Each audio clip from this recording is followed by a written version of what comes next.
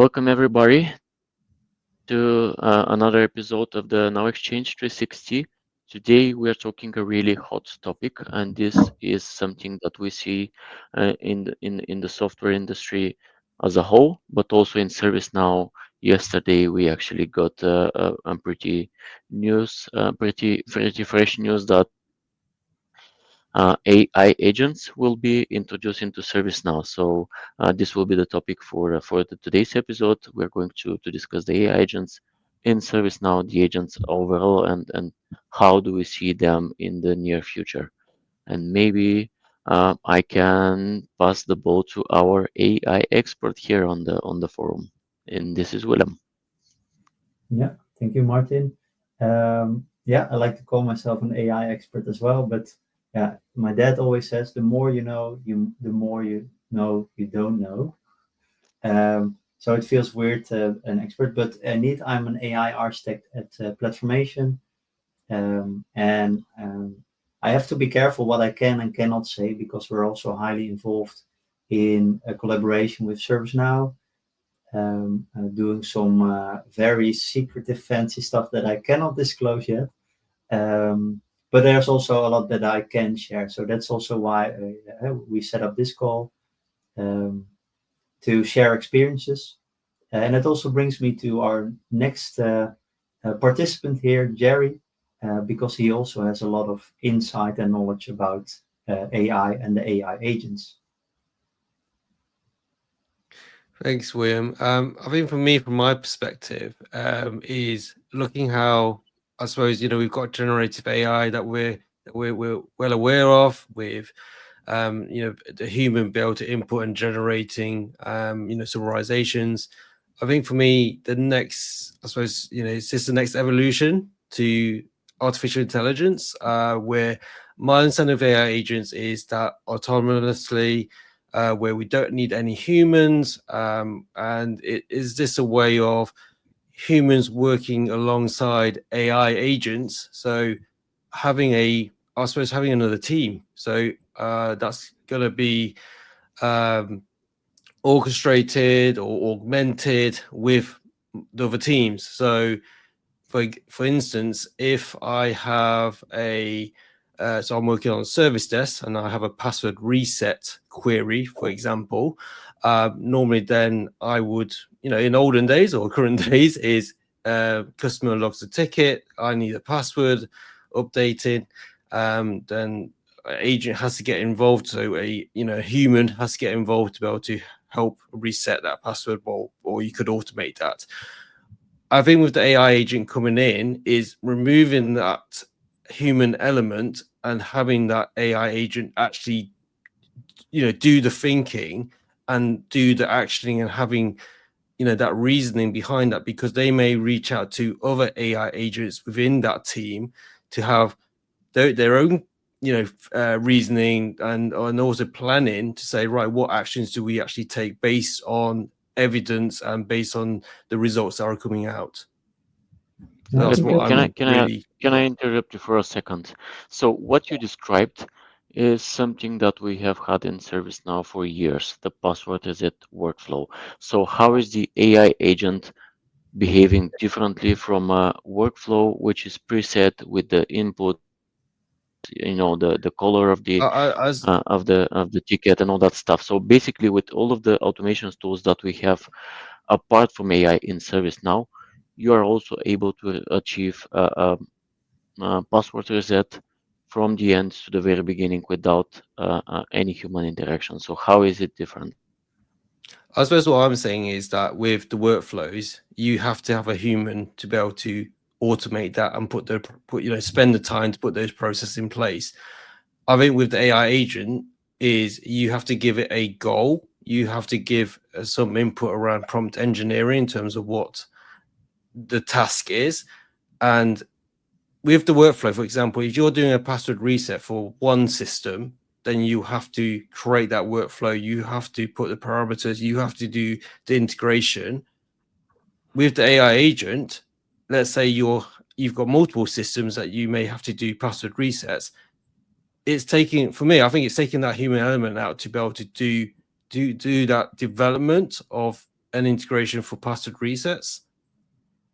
So that's where I'm coming from. It's removing that time to be able to develop that workflow, and AI agents will be able to do that without that human input. Yeah, All right. Jerry, I want to focus more on and that's maybe more theoretical than ServiceNow. So, Martin, I like your question because it makes it very specific to ServiceNow. But I also heard Jerry say removing the human element, where that is I would say, highly controversial or highly debated topic, which makes it interesting, I think. Um, because on the one hand, we say if you want to do AI in a controlled and safe way, there always needs to be safeguards. And one of the safeguards a lot of companies are looking in is the human in the loop. So with AI, Gen AI, they still want a human in the loop. On the other hand, you also said it makes it less human. But there's recent studies that where they tested if you're chatting with somebody and they don't tell you whether it's ChatGPT, for example, or another Gen AI or a human, they thought the AI was more empathic, they felt more heard, they felt more recognized. So that social interaction was almost more human with the Gen AI chatbot, up until the point that the researchers said, hey, this is a chatbot and this is a real human. Then it turned around. Then the numbers, the same interaction, they said, oh no, okay, I prefer the human one. So that human element, I think that is also changing. So I'm not sure if you, with Gen AI, take that out. I would say, going back to the service desk, and maybe Jerry, you can have, of course, in your service desk differently, but some service desks you see a shift where the humans, without Gen AI, become more like robots, right? If you call your phone provider with an issue, computer says no, they hang up, they're not helped, they don't care, they go to the next call, right? Whereas in Gen AI, a chatbot can interact with you until they find the answer, and at least until you are heard. William, I agree with what you're saying around the service desk perspective. I think there's many examples where I've called a support for my mobile phone and it routes to a call center, and again the people do follow scripts and they only know what they know at the point of where if it's a complex query or it's something that they can't solve, then yeah, they're going to about say, oh, I'll have to either log it and escalate it or they hang up the call. Whereas if they have an AI agent, I'm hoping with the technology and the pace of the reasoning behind that and the complexity, that they'll be able to think on themselves rather than having to say, right, we need the human. Because from my perspective, if we are able to at the very beginning develop the AI agent, because you're having to do prompt engineering, you're putting in terms of those guardrails, because ultimately is what's the goal that this agent is trying to solve for the customer. Either it's for the customer, whether it's for the human agent as well. That should work alongside with the other AI agents that also have their different goals to be able to have a combined workforce to deliver that overall outcome. Yeah. So it relieves that manual, in terms of people, because people work maybe like 7.5 hours a day or 8 hours a day, whereas AI agents, they can be there 24/7. They're going to have a consistent approach to the way to provide customer support. Whereas if you have someone coming in, maybe they've only started in their role for the first week, versus someone's maybe worked there for 2 years, they're going to get inconsistent support, because someone with experience will know what to do around the complexities, versus that someone's only just started the role and their skills and their experience are not up to speed. They're going to give a customer a really bad customer experience. Yeah, Hey, maybe Yeah.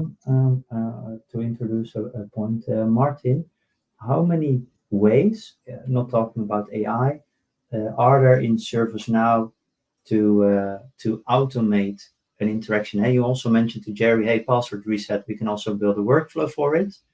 Is there more than one way of building something into ServiceNow, or is there always one exact way to follow? Well, am I being interviewed? No. Yeah, Yeah, you can do it with a playbook where we need to the interaction of a human agent again. It can be I don't know, integration to a third-party system. It can be a flow that is working. It can be the old workflow. Basically, we have a number of things. If you want, we can make a chain of business rules.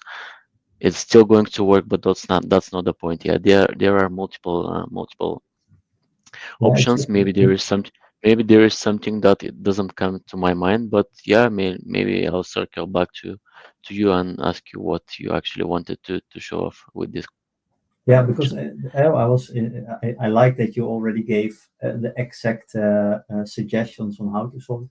But indeed, I was looking for there's multiple ways you can do sort of the classic stuff in ServiceNow, and I like that they took that vision as being the platform also in their AI strategy. Because what Jerry said, um, having 24/7 AI agents working next to a team. I think you also have the option to do more agentic AI.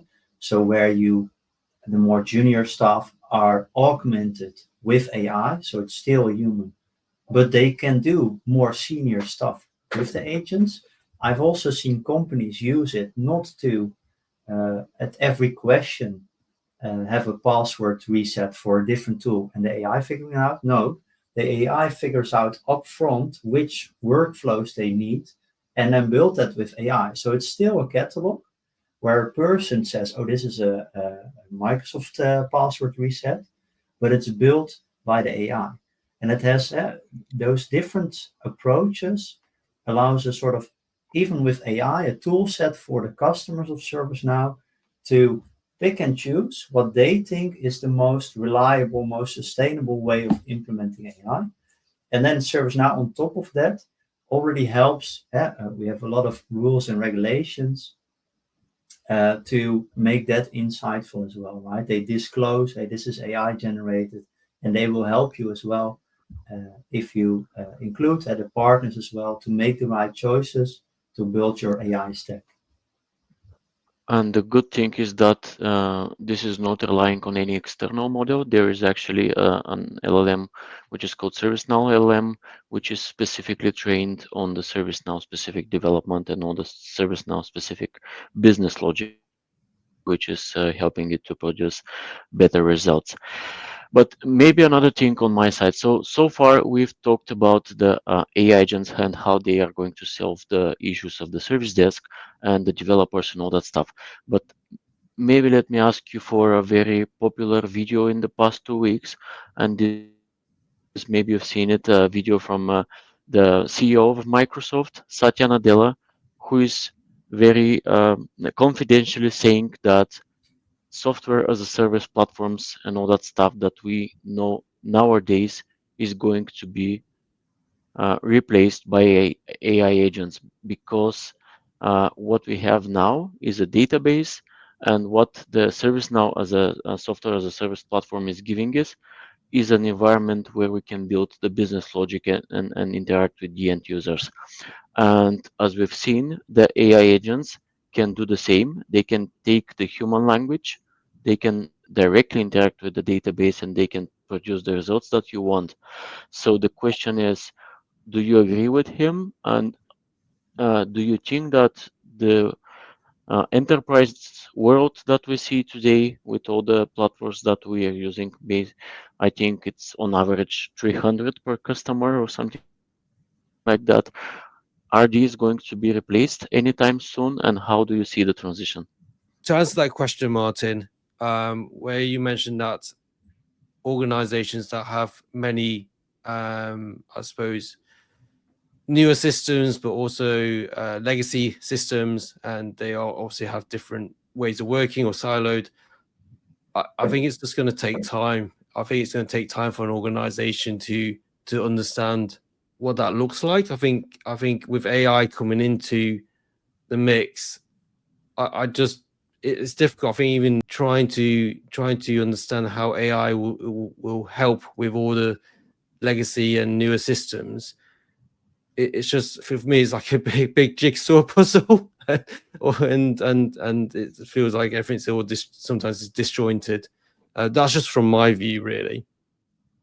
Yeah, that makes sense. It's also confirmed by or mentioned by the CEO of OpenAI, that in terms of, and that's his vision, but I think, Jerry, it sounds a lot like what you're also describing, you're experiencing, is he says this OpenAI, or the sort of Gen AI revolution, and it's of course coming from the CEO of OpenAI, so it's with that perspective.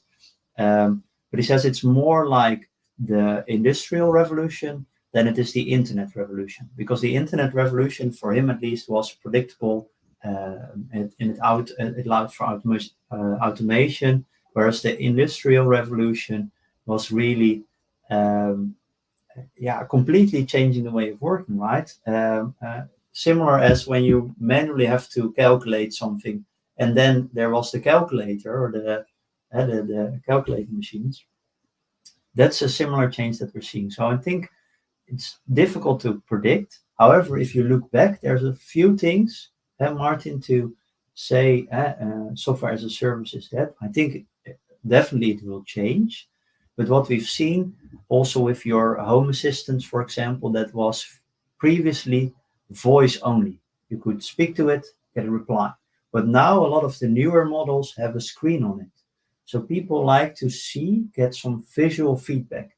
So only having a chat, I don't think will replace ServiceNow. As ServiceNow, we just made another video on the user interfaces. I think that visual element is also key. So that combination. And secondly, what we also see in your IT landscape, you have so many different tools. So I also don't believe there will be one AI. I think companies need to prepare to have an AI repository where you keep track of all your AIs and what are they doing, what are they allowed to do, what access do they have, who has access to what. That's also key, because we've seen that historically in the CMDB as well.